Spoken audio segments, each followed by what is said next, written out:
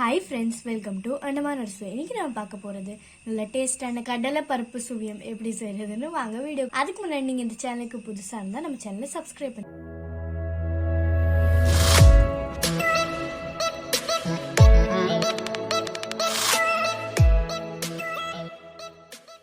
Hi friend, இன்னைக்கு நாம பார்க்க போறது கடலை பருப்பு வச்சு சுவியம் எப்படி செய்யறதுன்னு வாங்க எப்படி செய்யறதுன்னு பாத்துருவோம்.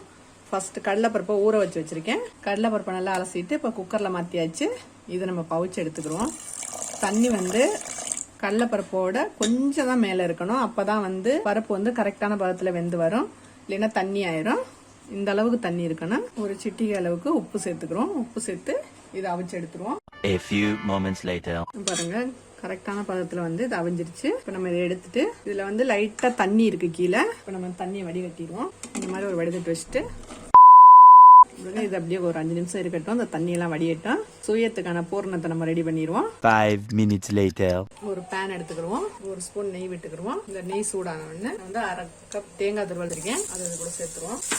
இப்போ மீடியம் ஃப்ளேம்ல வச்சு இதை நல்லா வறுத்துக்கிறோம். தேங்காய் நல்லா அறுபட்டுருச்சு. இப்போ இதில் நம்ம 1 கப் அளவுக்கு வெல்லம் சேர்த்து எடுத்து வச்சிருக்கேன். அதை கூட சேர்த்துருவோம். வெல்லத்தை நல்லா பவுடர் பண்ணி வச்சிருக்கேன். வெல்லம் நல்லா மெல்ட் ஆக ஆரம்பிச்சுட்டு ஒரு சிட்டிகை ஏலக்காய் தூள். இப்போ நம்ம இந்த கடலைப்பருப்பு அவிச்சு வச்சிருக்கோம். அதை இது கூட சேர்த்துருவோம். தண்ணி நல்லா வடிஞ்சிருச்சு.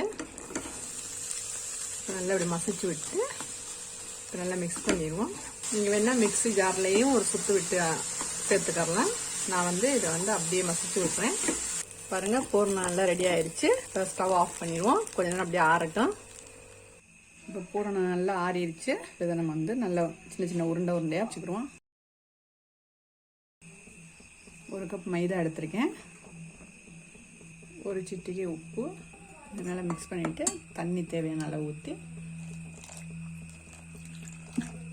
நல்லா மிக்ஸ் பண்ணிடுவோம். நல்லா இந்த மாதிரி ரொம்ப தண்ணியாக இல்லாமல் ரொம்ப கெட்டியாகவும் இல்லாமல் இந்த பதத்துக்கு நம்ம மாவை கரைச்சிக்கிறோம். இப்போ இதை அப்படியே வச்சுட்டு இப்போ எண்ணெயை காய வச்சுக்கிடுவோம். இப்போ இந்த பூரணத்தை ஃபுல்லாக இந்த மாவுக்குள்ளே போட்டுருவோம்.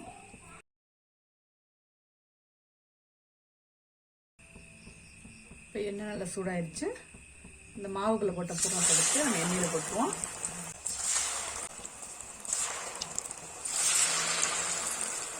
அடுப்பை மீடியம் ஃப்ளேமில் வச்சுக்கணும். ரொம்ப ஹை ஃப்ளேமில் வைக்கக்கூடாது.